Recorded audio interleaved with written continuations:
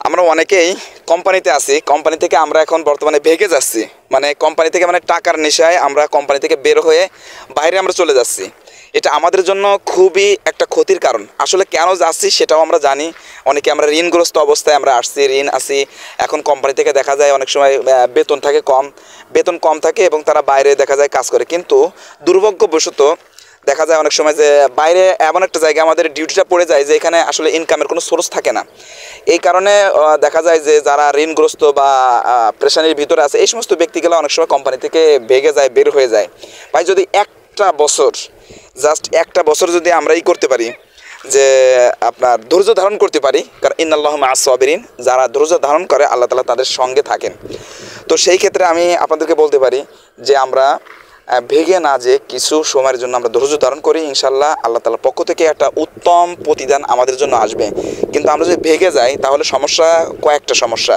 Number one, আপনি যদি ভেগে যান তাহলে যারা বৈধ আছে তারাই তো এখন কাজ পাচ্ছে না, আপনি যে কাজ পাবেন এইটার গ্যারান্টি কি?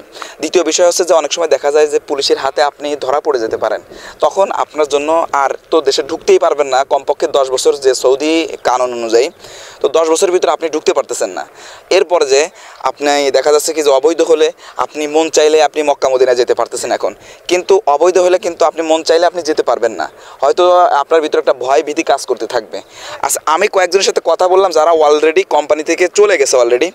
তো তারা যাওয়ার পরে বলতেছে যে ভাই ভুল যে কতটা করছি বের হয়ে এসে, যদি আমরা ওই জায়গাতে থেকেই যদি আমরা চেষ্টা করতাম হয়তো আমরা বাইরে একটা পার্ট টাইম কাজ আমরা মেলাতে পারতাম। কিন্তু বর্তমানে এমন একটা সিচুয়েশনের ভিতরে যাদের কথায় আজকে ভেগে আসছিলাম, আমার একটা সদিক ছিল, সে আমাকে বললো যে তুমি ভেগে আসো, এখানে বিশাল ইনকাম। কিন্তু আসার পরে দেখতেছি আসলে সেটা না, কারণ সে ভেগে যায় ভুল করছে, তাইও আপনাকে এমন একটা সুন্দর কথা বলে আপনাকেও ভাগাই দিচ্ছে আপনার সদিক, আপনার বন্ধু।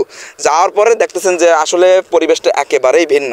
আপনি এখন আছেন উন্মুক্ত, কিন্তু যখন আপনি ভেগে যাবেন তখন আপনি কিন্তু একটা গণ্ডির ভিতরে চলে আসবেন, আর গণ্ডির ভিতরে থেকে কখনো সফলতা অর্জন করা সম্ভব না। এজন্য আমি বলবো আমরা যারা প্রবাসী আছি তারা অবশ্যই অবশ্যই না ভেগে যে আল্লাহকে সহায় করে আল্লাহর উপর ধৈর্য ধারণ করুন, ইনশাআল্লাহ আল্লাহ তাআলার পক্ষ থেকে উত্তম প্রতিদান আসবে। এবং যেহেতু আল্লাহ তাআলা রিজিকের মালিক, আল্লাহর উপরে আপনার বিশ্বাস স্থাপন করেন, ইনশাআল্লাহ আল্লাহ তাআলার পক্ষ থেকেই উত্তম রিজিক আপনার সময় মতো উপস্থিত হয়ে যাবে।